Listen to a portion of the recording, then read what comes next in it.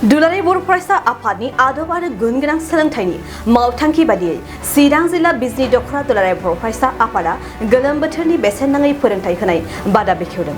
बर' फरायसाफोरनि सोलोंथाइया गोग्गो आरो गुन गोनां जानांगौनि थांखि आरो नोजोरजों गोलोम बोथोरनि दान मोनसे बन्द'आव सिगांनि समाव बेसेन नाङै फोरोंथाइ होबोबाय थानाय बादिनो चिरां जिल्ला बिजनी दख'र दुलाराय बर' फरायसा आफादनि बानजायनायाव बलामगुरि दालाइसा एबसुनि बेन्दोङाव थानाय बलामगुरि गोजौ फरायसालियाव फारियै सानखान्थि बिगियान आरो इंराजि रावखान्थिनि आयदाखौ लानानै 9 आरो 10 थाखोआव फरायनाय फरायसाफोरनि थाखाय बेसेन नाङै फोरोंथाइ होनाय बादाखौ बेखेवनाय जाबाय।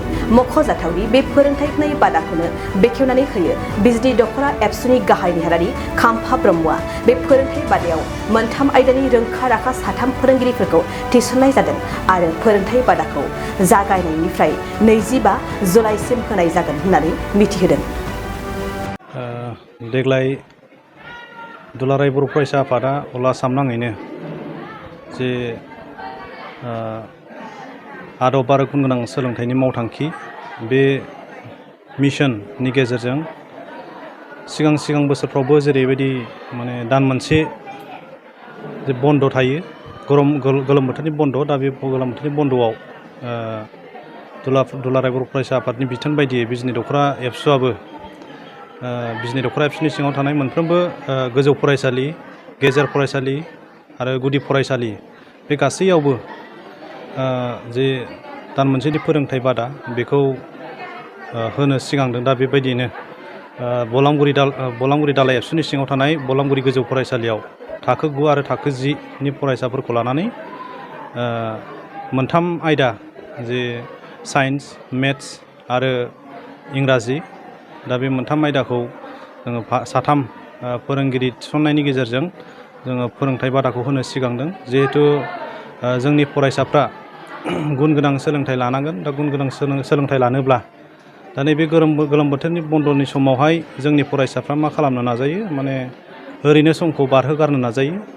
नंबां जाबां बायदिसिना गुबुन नांथारै खामानिफोरखौ जों लोब्बा थानानै जोङो समखौ बारहोहरनो नाजायो।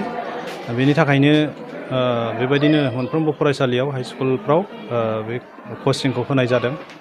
दा जोंनि जे फरायसाफोर खोब गोग्गोमै बाहागो लादों आरो इयुनावबो बाहागो लागोन। दा बेयाव नोजोर होनांगौ थाबाय। दुलाराय बर' फरायसा आफादनि जे दालाइ एबसु, बलामगुरि दालाइ एबसु नोजोर होगोन खावलायबाय।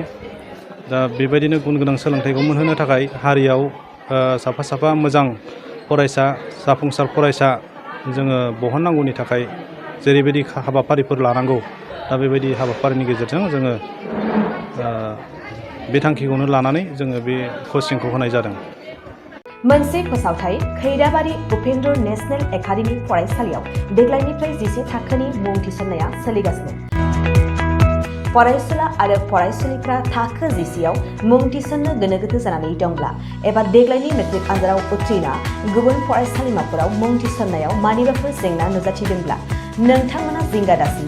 खैराबारि उपेन्द्र नेशनेल एकाडेमि फरायसालिया नोंथांमोननो थाखो 10नि सोलोंथाइ लानो खाबु होदों आरो बे फरायसालियाव दा मुं थिसननाया सोलिगासिनो दं। बे फरायसालिया उदालगुरि जिल्लायाव दं। मख'जाथावदि बे फरायसालियाव देग्लायनि मेट्रिक आनजादाव गासै 80 सा फरायसुलिफ्रा गासैबो मोजां जौखोन्दो लानानै उथ्रिसार जानो हादों। बे फरायसालियाव थानो थाखाय हस्टेलनिबो सुबिदा मोननो हागोन। गोबां मिन्थिनो थाखाय 6003576723 8486610047 आरो 9101511040 जानबुं अनजिमायाव जगाजग खालामनो हागोन।